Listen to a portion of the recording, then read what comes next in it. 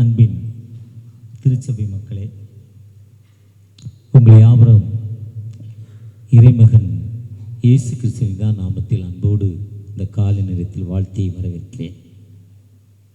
தெனிது திருச்சபை சென்னை பேராயம் மேதாஜனக குருசேகரம் என்னுடைய சொந்த திருச்சபை சிறுபை திருச்சபையின் சார்பாகவும் national missionary society of India 125 ஆண்டுகளாக இந்தியாவில் முதலாவது மிஷன் பணியை தொடங்கிய IMS உடைய ஃபவுண்டர் NMSஐ ஆரம்பித்து அதில் பொறுப்பாளராக இருந்து செயல்படுவது அந்த நிறுவனத்தின் சார்பாகவும் மற்றும் தென்னிந்திய திருச்சபை திருச்சி தஞ்சை திருமண்டலம் வால்பாறை தூய திருத்துவத்தின் ஆலயத்தின் சார்பாக உங்களை அன்போடு வாழ்த்தி வரவேற்கிறேன். இந்த நன்றி செலுத்தும் பண்டிகைக்கு வந்திருக்கிற உங்கள் யாவருக்கும் மீண்டுமாய் ஆண்டவர் நம்மோடு இதுவரை கடந்த நாளில் நாம் ஆண்டவரை பார்க்கிறப்போ கிட்டத்தட்ட இந்த ஆண்டில் நாம் எத்தனையோ அற்புதங்களை ஆண்டவர் நமக்கு செய்திருக்கிறார், எத்தனையோ உதவிகளை நமக்கு செய்திருக்கிறார், தேவைகளை சந்தித்திருக்கிறார், புதிதான திருமண காரியங்களை நடத்தியிருக்கிறார், குழந்தை பிறப்பை கொடுத்திருக்கிறார், புதிதான தொழில்களை ஆரம்பித்திருக்கிறோம், புதிதான கட்டடங்கள் கட்டியிருக்கிறோம், நம்ம பிள்ளைகள் வேலைக்கு போயிருக்கு, நம்ம பிள்ளைகள் ஸ்கூலுக்கு போயிருக்கு. எல்லாம் திரும்பி பார்க்குறப்போ என்னுடைய இந்த வயதான இத்தனை ஆண்டுகள் வேலை செய்து ரிட்டையர்ட் ஆகியிருக்கேன், என்னுடைய தேவைகள் ஆண்டவர் சந்தித்திருக்கிறார். இப்படி பல தேவைகளை சந்தித்து பல ஆண்டவர் நம்மோடு கடந்து வந்த ஆண்டவருக்கு நாம் இது ஒரு நன்றி செலுத்துகிற பண்டிகை. இது ஈகையின் திருநாள் என்று நமக்கு அந்த நோட்டீஸில் போட்டிருக்காங்க. ஈகை குணமுள்ளவர் வளம்பட வாழ்வார், ஆண்டவருக்கு கொடுக்கிறவர்கள் வளம்பட வாழ்வார்கள். நீதிமொழிகள் 11:25 சொல்ல உதார குணம் உள்ள ஆத்மா செழிக்கும். அதுதான் அந்த நோட்டீஸில் போடப்பட்ட வார்த்தை. உதார குணம் உள்ள ஆத்மா செழிக்கும். திருவிலியத்தில் சொல்கிறப்போ ரொம்ப தெளிவாக நல்லா சொல்லியிருக்காங்க. ஈகை குணம் ஒரு மதத்தில் ஈகை பண்டிகையை ஒரு பண்டிகை கொண்டாடுறோம். கொடுக்கறதுக்குனே பண்டிகை. 2 ஆடு வாங்கணும், ஒரு ஆடு தான் அண்ணன் தம்பி வச்சுக்கணும், ஒரு ஆடை ஏழைக்கு கொடுக்கணும். கொடுக்கறதான் பண்டிகை. கிறிஸ்மஸோடைய நோக்கமே நம்ம கிறிஸ்மஸ்குள்ளே வந்துட்டோம். அடுத்த வாரம் கிறிஸ்மஸுடைய அந்த ஆரம்ப கிறிஸ்மஸ், அது அடுத்த வாரமே கிறிஸ்மஸ் ஸ்டார்ட் ஆகிடுது. அவருடைய பேசிக் என்னென்னா கொடுக்கறது. ஜெர்மன் தேசத்தில் ராஜா இருந்தார். அந்த ராஜா யார் ராத்திரி ரவுண்ட்ஸ் போவார், யார் வீட்டில் சண்டை போடுறாங்களோ, என்னென்னா சண்டை எதுக்கு வருது, இல்லாத குறை தான், இல்லைங்கிறதால தான் குறைவு ஏற்படும் தான் சண்டைக்கு உடைய பெரிய நோக்கம். செகண்ட் சண்டை பெருமை, நான் பெரிய ஆளா நீ பெரிய ஆளா. ஆனால் நிறைய சண்டைகள் என்கிட்ட குறைவுக்கு தான் காரணம், இதை நீ வாங்கி கொடுக்கல, இதை செய்யலைங்கிறது. அப்படி யார் வீட்டில் இல்லையோ அவங்க வீட்டில் கொண்டே அதை வைப்பாராம். அவங்க வீட்டு மரத்தில் அடுத்த நாள் ராத்திரி கொண்டே கட்டிட்டோம். வீட்டுக்கு முன்னால் இருக்கிற அந்த கிறிஸ்மஸ் ட்ரீலையோ, வீட்டுக்கு முன்னால் இருக்கிற வேப்ப மரத்துலையோ புளிய மரத்துலையோ ஏதோ மரத்தில் கட்டிட்டு வந்துடுவாராம் கிஃப்ட்டு. அந்த கிஃப்ட்டை நினச்சி அந்த டேட்டில் தான் கிறிஸ்மஸ் கொண்டாடுறாங்க. அதனால் ஒவ்வொரு நாட்டிலையும் கிறிஸ்மஸ் டேட் கொஞ்சம் வித்தியாசப்படும். மற்றபடி இயேசு கிறிஸ்து இன்றைக்கி தான் பிறந்தார்னு வேதத்தில் என்றைக்கும் சொல்லலை. என்றைக்கு நம்ம ரட்சிப்பை பெறுகிறோமோ அன்றைக்கி தான் நம்ம கிறிஸ்மஸ், மீட்பை பெறும் தான் கிறிஸ்மஸ். ஏன்னா எல்லா மக்களுக்கும் மிகுந்த சந்தோஷத்தை கொடுப்பு தான் கிறிஸ்து உலகத்தில் வந்தார். அப்போ அதுதான் கிறிஸ்மஸ். கிறிஸ்மஸுடைய நோக்கம் என்னென்னா ஒரு பண்டிகை, ஒரு மதம் வருஷத்தில் ஒரு நாள். ஆனால் கிறிஸ்து என்பது தினமும் நம்ம எவ்வளோ கொடுக்குறோம், எப்படி கொடுக்குறோம்? இப்போ மோன் சீலாசரஸ் வர்றாரு, பெனிகன் வர்றாரு, இல்லை நம்முடைய பேராயர் வர்றாருன்னா எவ்வளோ கூட்டம். பேராயர் வந்தால் இந்த நம்முடைய திருச்சபை இங்கே இருக்க 12 பேராயங்களும் ஒன்றா செய்கிறோம். இங்கே பேராயர் வர்றாருன்னா அதே மாதிரி பெரிய கூட்டம் வடராசிக்கு வாசிக்கிறாருன்னா. அவற்றை 2 வாலிபர்கள் போய், ஐயா நாங்கள் கல்லூரியில் படிக்கிறோம், எங்களுக்கு ஃபீஸ் கட்ட முடியல, கொஞ்சம் ஹெல்ப் பண்ணுங்கன்னா அந்த வடராசிக்கிட்ட கேட்டாங்களாம். அந்த அவர் சொன்னாராம், அப்போ நீங்கள் எனக்கு ஒரு கான்செப்ட் நடத்துங்க, ஒரு வயலின் இசை மேளா நடத்துங்க, அதில் வர்ற பணத்தில் வாடகை, அந்த ஹாலுடைய வாடகை, சவுண்ட் சர்வீஸ், பப்ளிசிட்டி, ஃபுட் எல்லாம் செலவு பண்ணி எனக்கும் $2,00,000 கொடுங்க, $2,000 எனக்கு கொடுக்கணும், மிச்சம் நீங்கள் அதில் பார்த்துட்டு மிச்சத்தை ஃபீஸ் கட்டுங்கன்னாங்களாம். அந்த 2 வாலிபரும் சிறப்பாக ஏற்பாடு செய்து, ஆனால் நல்லா படிக்கிற பிள்ளைகள், ஃபீஸ் கட்ட முடியல, நல்ல சிறப்பாக எல்லாத்தையும் செஞ்சு அந்த இசை மேளா அந்த கான்செப்டை நடத்துனாங்க. ஆனால் எதிர்பார்த்த அளவு அதில் வருமானம் இல்லை. அந்த வாடகைக்கும் அந்த சவுண்ட் சர்வீஸ்க்கும் அந்த பப்ளிசிட்டிக்குமே பற்றாக்குறை. இதுக்கு மேலே $2,000 அவர் கொடுக்கணும், அதுக்கப்புறம் உங்களுக்கு ஃபீஸ்க்கு வேணும். ரொம்ப லாஸ். 2 பேரும் மனநு வந்து அந்த புடராசிக்குடைய மேனேஜர்கிட்ட போய் பார்த்தாங்க. அதெல்லாம் எங்களுக்கு தெரியாது, நீங்கள் சொன்னதை எங்களுக்கு கொடுத்தே ஆகணுங்கிறத சொன்னாங்க. அவங்க கண்ணீரோடு நிற்கிறப்ப அந்த புடராசிக்கே அந்த வயலின் வித்வான் வெளியே வந்தார். அவங்கள கண்ணீரை பார்த்து என்ன பிரச்சனைன்னாரு. அப்போ அவங்க சொன்னாங்க. அப்போ அவர் அந்த பணத்தை அவங்களுக்கு கொடுத்து, ஃபீஸ் கட்டக்கூடிய பணத்தை கொடுத்து அவங்க தேவைகளெல்லாம் சந்தித்தாராம். அவங்களே எதிர்பார்க்கலையே, அவங்க தேவைகளெல்லாம் சந்தித்து அவங்களுக்கு கொடுத்து அனுப்புனாராம். அப்படி அதுக்கப்புறம் நீண்ட நாட்கள் கழித்து அந்த போலந்து நாட்டுடைய அதிபராக அந்த புடராஸ்கே மாற ஆட்சியாளராக. அந்த நாட்டில் ஒரு பெரிய பஞ்சம், உணவு பயங்கர பற்றாக்குறை. நமக்கு 1950 இந்திய தேசம் விடுதலை பெற்ற பொழுது தமிழகத்தில் பெரிய பஞ்சம் இருந்துச்சு, அரிசி பற்றாக்குறை. எல்லாம் சோளம், ராகி, கம்பு இதை தான் சாப்பிட்டோம், திணை எல்லாம் ஆடு மாடு சாப்பிட்றது.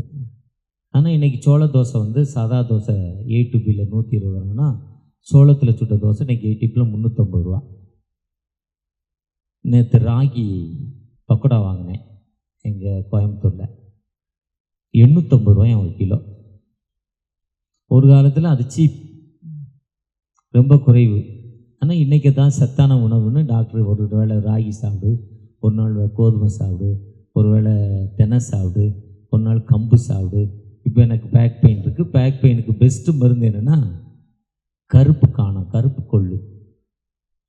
ஒரு CSI மதுரை ராமநாதபுரம் சர்ச்சில் ஒரு எஸ்ஐ, ரிட்டையர்டு எஸ்ஐ சொன்னார், எந்த வைத்தியம் வேண்டானாச்சு, கருப்பு கொள்ளு ஒரு 50 கிராம் எடுங்க, ராத்திரி நனைய போடுங்க, காலையில் அவிச்சு தண்ணியை குடிங்க, சரியாயிடும் புலினார். அது யார் சாப்பிடுவா? குதிரை தான் சாப்பிடும். ஒரு காலத்தில் அதான் நமக்கு உணவு. இன்றைக்கி அவ்வளோ சத்து அதில் இருக்கு. அப்படி உணவு பற்றாக்குறை காலத்தில் அவர் அமெரிக்காவுக்கு ஒரு லெட்டர் எழுதினார். அமெரிக்காவிலேருந்து ஆயிரக்கணக்கான டன்கள் உணவு அனுப்புனாங்க போலந்து நாட்டுக்கு. அந்த மக்களுக்கு தேவையான உணவு வந்துச்சு. தேவையான உணவு வந்தது. அந்த பஞ்சையெல்லாம் தீர்ந்து ஒரு சுகமான வாழ்வு இருப்போம். அந்த போலந்துடைய அதிபர் புடராஸ்கே அந்த அமெரிக்க அதிபரை பார்த்து தேங்க்ஸ் சொல்வதற்காக கடந்து சென்றார். அமெரிக்காவுடைய வாஷிங்டனுக்கு தேங்க்ஸ் சொல்வதற்காக கடந்து போய் அவரை தேங்க்ஸ் சொல்கிறப்ப அந்த அதிபர் உட்கார்ந்தவர் எழுந்து நின்று இவருக்கு வணக்கம் சொல்லி, இவர் பேசுகிறவரையும் இவர் உட்கார்ந்தாரா, அவர் எழுந்திருக்கலையா, அவருக்கு ஒன்றுமே புரியல. அப்புறம் அந்த சொன்னாரா, நாங்கள் 2 நண்பர்களாக வந்தவங்ககிட்ட இத்தனை ஆண்டுகளுக்கு முன்னால் எங்களுக்கு ஃபீஸ் கட்ட வழி இல்லை, நீங்கள் ஒரு கான்செப்ட் நடத்த சொன்னீங்க, அந்த கான்செப்ட் நடத்தணும், அதில் பற்றாக்குறை, ஆனால் நீங்கள் அனைத்தையும் ஏற்றுக்கொண்டு எங்களுக்கு ஃபீஸும் கட்டினீங்க, அப்படிப்பட்ட ஒரு புனிதர் நீங்கன்னாங்க. இதுதான் ஒரு ஆகாரத்தை தண்ணீர்களுக்கு மேல் போடு, அநேக நாட்களுக்கு பின்பு அதன் பலனை காண்பார். இவ்வளோ அருமையான வாக்குத்தத்தம் பார்த்தீங்களா? தான் நீதிமொழிகள் 11 வாசிக்க கேட்ட 23லேருந்து 31 வரையும் நீங்கள் திரும்ப திரும்ப வாசித்தீங்கன்னா, நீதிமான்களுடைய ஆசை நன்மையே. தொடர்ச்சியாக வாசித்துக்கிட்டே இருக்குன்னா உதார குணமுள்ள ஆத்மா செழிக்கும், ஈகை குணமுள்ள ஆத்மா செகிக்கும். நாம எப்படி நாம் பிறருக்கு கொடுக்கிறோம், கொடுக்கிறப்போ ஆண்டவர் எல்லா நிலையிலும் நம்மை உயர்த்தும் ஆண்டவர். நமக்குள்ள வருமானத்தில் நான் திருவாரூர் பகுதிக்கு ரொம்ப நாளாச்சு இப்போ போய், நம்முடைய முன்னாள் முதல்வர் கலைஞர் ஐயா அவருடைய ஊர், அங்கே பஸ் ஸ்டாண்டு உள்ளே போகிற வழியில் ஏற்ற மாதிரி ராஜா ரணின்னு ஒரு ஹோட்டல் இருக்கும். அவங்க அப்பா கல்லால் இருப்பார், எழுந்திருக்க மாட்டார், 6.25 அடி உயரம், 2 சகோதரர்கள். ஒருத்தர் தோசை சுடுவார், கல் தோசை, ஊத்தப்பம், வெங்காய ஊத்தப்பம். பார்க்குறவர் சுடுறதை பார்த்தாலே சாப்பிட்றதுக்கு ஆசையாக இருக்கும். ஒருத்தர் சப்ளை பண்ணுவார், 2 பேர் தான். ஒரு 16-17 வகையான சட்னி வைப்பாங்க. இருக்கிறதுலே சின்ன டீஸ்பூன் வச்சுருப்பாங்க. இருக்கிறதுல அதை விட சின்ன டீஸ்பூன் உலகத்தில் எங்கேயுமே பார்த்ததில்லை. 17-18 சட்னி வைப்பாங்க. லைனில் நின்று தான் சாப்பிடணும். நாங்கள் எங்களுடைய குழுவாக போவோம். குழுவாக மீன்ஸ் பிஸ்னஸ் மேட்டராக போகிறப்போ ஒரு 7 பேர் 8 பேர் 10 பேர் வந்து சேர்ந்துருவாங்க. நல்ல திருப்தி சாப்பிட்டு முடித்தா, நான் சொல்ல ஒரு 10 வருடங்களுக்கு முன்னால் ஒரு 150 ரூபா 200 ரூபா தான் ஒரு பில்லு. ரொம்ப திருப்தியாக சாப்பிட்டா. அங்கே இருக்க பியூட்டி என்னென்னா, எத்தனை ஏழைகள் வந்து தலையில் முக்காடு போட்டு நின்ன உடனே 4 இட்லி ஒரு சாம்பார் சட்னி கட்டி ரெடியாக வச்சுருப்பாங்க. 4 இட்லி 5 இட்லியோ ஒரு ஆளுக்கு ஒரு பார்சல் கொடுத்துக்கிட்டே இருப்பாங்க. 7 மணிக்கு ஆரம்பிப்பாங்க, நைட்டு 11 மணிக்கு மூடுவாங்க.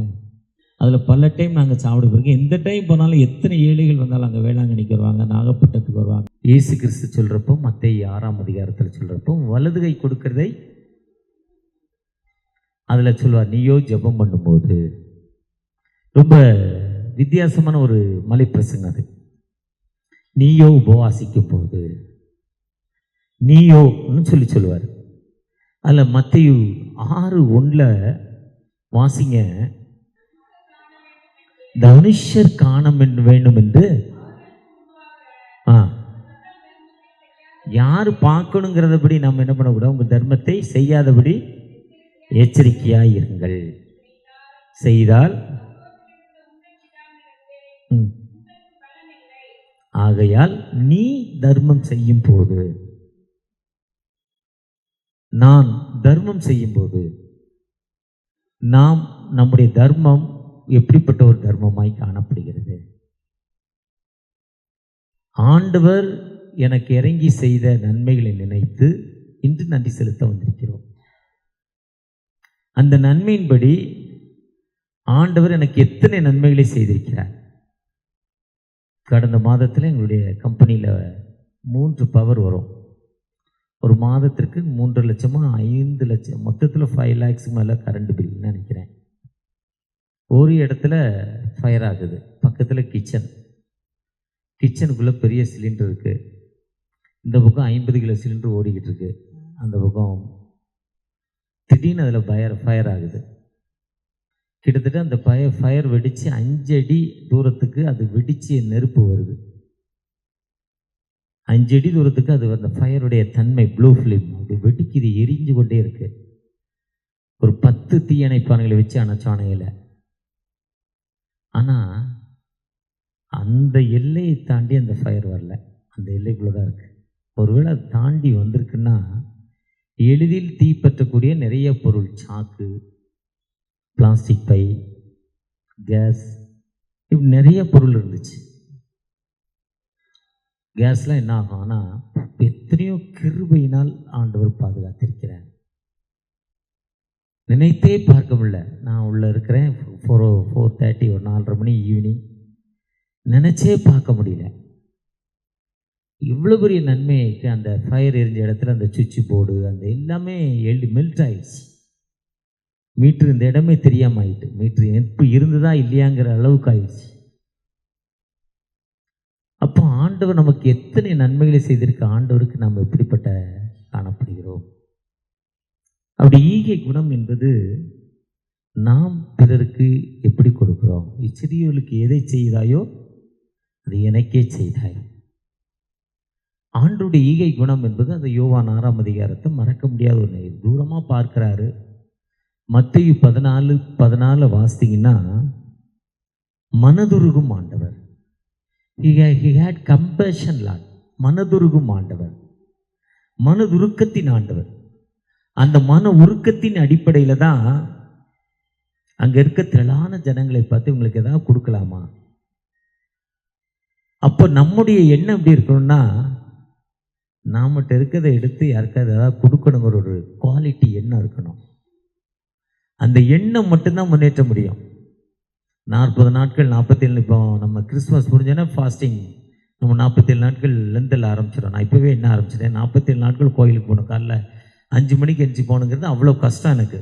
ஆனால் போனோம் எப்படியாது. 47 நாட்கள் ஃபாஸ்டிங் இருக்கிறோம், சர்ச்சுக்கு வரோம், ஞானஸ்தானம் வாங்குகிறோம், அப்படி இப்படிலாம் இருக்குது. எத்தனையோ கோயிலுக்கு போகிறேன். காலையில் ராத்திரி 12 மணிக்கு வந்தேன், 1:30க்கு தான் படுத்தேன், காலையில் 5 மணிக்கு எழுந்து இங்கே வந்தேன். ஆனால் இதெல்லாம் என்னை பரலோகத்துக்கு கொண்டு போகாது. அந்த பரலோகத்தில் போய் நிற்கிறப்போ இது என்ன பண்ணாது, பரலோகத்துக்கு கொண்டு போகாது. பரலோகத்துக்கு எது கொண்டு போனால், 2 பேரும் பரலோகத்துக்கு போனான். அதில் கொஞ்சம் வசதியானவன், ஒருத்தன் ஏழை. அந்த ஏழைக்கு ஜட்ஜ்மெண்ட்டு நீ பரலோகத்துக்கு போன்ட்டாங்க. அந்த பணக்காருக்கு போகும்போது 2 பேரும் ஒரே வில்லேஜ், ஒரே வால்பாறை தான். இவர் நிறையா கொடுக்குறவர் இந்த பணக்காரர். அந்த ஏழைகிட்ட ஒன்று யார்ட்டையாவது இருந்தால் ஏதாவது வாங்கி சாப்பிடுவோம். அவன் ஒன்றுமே இல்லாமல் அவருக்கு பரலோகம் கிடைக்கும், மறுமை வாழ்வு. அதுதான் மத்தேயு 25, பரலோக ராஜ்யம் சமீபமாக இருக்கிறது. 3 காரியங்களை சொல்லுவாங்க. அப்போது அந்த பணக்காரர் கேட்குறான், ஏங்க அவருக்கு மட்டும் பரலோகம், எனக்கு இல்லை? நான் எவ்வளோ செஞ்சுருக்கேன், தர்மம், ஆசீர்வாத தட்டு வச்சுருக்கேன், ஆசீர்வாத தட்டு எடுக்கிறேன், சர்ச்சைக்கு காணிக்க கொடுக்குறேன், பெயிண்ட் அடிக்க காசு கொடுக்குறேன், எல்லாம் கொடுக்குறேனப்பா, எனக்கு ஏன் இல்லை? அப்போ அங்கே இருக்க அந்த ஏஞ்சல் சொன்னாங்க, அவர் அந்த குளத்தில் அங்கே ஒரு ஏழை இருந்தால், அந்த ஏழைக்கு தண்ணி எடுத்து அவர் வாயில் ஊற்றினார், அதனால் அவருக்கு பரலோகம். அப்போ போன படம், அந்த குளத்தை கட்டினது நான் தானேங்க. அந்த குளத்தை கட்டுறதுக்கு சுற்றி சுவர் கட்டி இந்த குளம் உடையாமல் இருப்பது துட்டு கொடுத்ததே நான் தானே. ஏன்னா அதில் ஒரு கைப்பிடி தண்ணி எடுத்து ஒரு ஏழைக்கு ஊற்றினான்னு பரலோகம், குளம் கட்டினவனுக்கு நரகம் என்னடா நியாயம்னு கேட்டார். அப்போ அங்கே இருக்கவர் சொன்னார், குளம் கட்டுறதுக்கு அடையாளமாக முன்னால் ஒரு பெரிய கல்வெட்டு வச்சுட்டாங்கல்ல, இந்த குளத்தை ஃபான்சர் நீங்கள் தான் பண்ணுன்னு ஒரு பெரிய கல்வெட்டு வச்சுட்டாங்கல்ல. இங்கேருந்து தூரமாக பார்த்தா வால் சோரில் கூட ஒரு கல்வெட்டு இருக்குது. இங்கேருந்து இறங்கணுன்னு பார்த்தேன் அன்னைக்கு. இஸ்ராலிக்கல் ஒன்று, அதான் அவனுக்கு அங்கே வச்சாச்சே. ஆனால் அவன் மரணப்படுக்கையில் இருக்கிறவனுக்கு கை தண்ணி எடுத்து ஊற்றினான். இதுதான் ஈகை குணம். உன் வலது கை செய்கிறதை இடது கை அறியாதிருக்கிறது. ஒருவேளை இந்த வருடம் முழுவதும் நம்மை பாதுகாத்த ஆண்டவர் வருகிற ஆண்டிலும் உடைய தேவையை சந்திப்பதற்காக, திருமணமாகாத பிள்ளைகளுக்கு திருமணம், குழந்தை செல்வம் இல்லாத பிள்ளைகளுக்கு குழந்தை செல்வம், குழந்தை பெற்றெடுப்பதற்கு காத்திருக்கிற பிள்ளைகளுக்கு நல்ல ஒரு புதிய பலன், தொழில்களில் நான் பின்தங்கின நிலைமையில் இருக்கிறேன், என் தொழில் முன்னேற்றமான பாதையில் போனோம், நான் எவ்வளவோ நன்மை செய்து பார்க்குறேன், தொழில் ஏன் முன்னேறலை? தன்னை நினைத்து நீங்கள் ஜெபிக்கிறப்ப இந்த வருஷம் உங்கள் ஆண்டில், இந்த ஆண்டில் ஆண்டவர் உங்களுக்கு பெரிய அற்புதத்தை செய்யும் ஆண்டு, ஒரு ஈகையின் ஆண்டு. இந்த ஆண்டு உங்களை எல்லா நிலையிலும் உயர்த்தும் ஆண்டு. ஈகை குணத்தை பேசுகிறப்ப இந்த சர்ச்சுக்குள்ளே வந்து ஒரு ஞாபகம் வந்தது. ஒருத்தர்கிட்ட வேலை பார்த்தார். பின்னால் ஓனர் ஏழை ஆகிட்டார், வேலைக்காரர் பணக்கார ஆகிட்டார். அந்த ஓனரும் நிறையா கொடுக்குறவர், நிறையா கொண்டு போய் நிறையா கிராமங்களுக்கு கொடுப்பாராம், நிறையா கொண்டு போய் கொடுப்பாராம். ஆனால் அவருடைய அட்மினிஸ்ட்ரேஷன், அவர் ஏழை ஆகிட்டார். இந்த வேலைக்காரர் உழைப்பினால் முன்னேறிட்டார். முன்னேறின பிறகும் தன் எஜமான் படும் கஷ்டத்தை பார்த்து அவருக்கு தெரியாமல் அவங்க வீட்டில் மாதம் ஒரு தடவை அவங்க வீட்டுக்கு தேவையான மளிகை ஜாமானை கொண்டு வெளியே வச்சுட்டு வந்துடுவாங்க காலையில். அதனுடைய தன்மை என்னென்னா, அந்த வேலைக்காரர் எஜமானாக மாறினார்ல, அவர் இன்னைக்கு மல்டி மில்லியனாக இருக்கிறார், வாழ்க்கையில் முன்னேற்றமான பாதையில் இருக்கிறார். இதுதான் கிறிஸ்தவம். கிறிஸ்தவம் என்பது எதிர்பார்க்காமல் திரளான மக்களை பார்க்குறாரு. அவர் செய்து தெரியும், பவர்ஃபுல் ஆண்டவர், சர்மை உள்ள கடவுள். அவரால் இந்த தண்ணீர் மேலே நடந்தவர் ஒருத்தர் தான், வேற யாரும் தண்ணீர் மேலே நடக்கலை. மரித்தவனை உயிரோடு எழுப்பினார், அது எல்லாம் சீஷர்கள்லாம் செஞ்சாங்க. ஆனால் தண்ணீருக்கு மேலே வேற யாருமே நடக்க முடியல. பேதுருடைய அவிசுவாசம் நடக்க முடியல, என்னுடைய அவிசுவாசம் நடக்க முடியல. ஆனால் அந்த அவிசுவாசம் இல்லாமல் நடந்திருந்தா பேதுருவால் நடந்திருக்கலாம், என்னையால் நடக்க முடியும். அதுதான் இன்றைய தலைப்பு. என்ன மார்க் 5ஆம் அதிகாரத்தில் டாக்டர் யுவர் ஃபெய்த் ஹீலிங் பார். அடுத்து அந்த மனுஷனை சொல்வார், அவிசுவாசியாயிராதே, விசுவாசம் உள்ளவனாயிரு. பயப்படாதே, விசுவாசம் உள்ளவனாயிரு. Do not afraid, faith it. விசுவாசம் உள்ளவனாயிரு. அந்த விசுவாசம் இல்லாம அந்த பிலிப்பு இருந்தாங்க, அவங்க சீசல் இருந்தாங்க. அந்த சீசலுக்கு சொல்றார், நீ பிச்சு கொடுப்பா. ஒருவேளை அந்த ஆண்டவர் நம்மோடு கடந்து வந்திருக்கிறார்.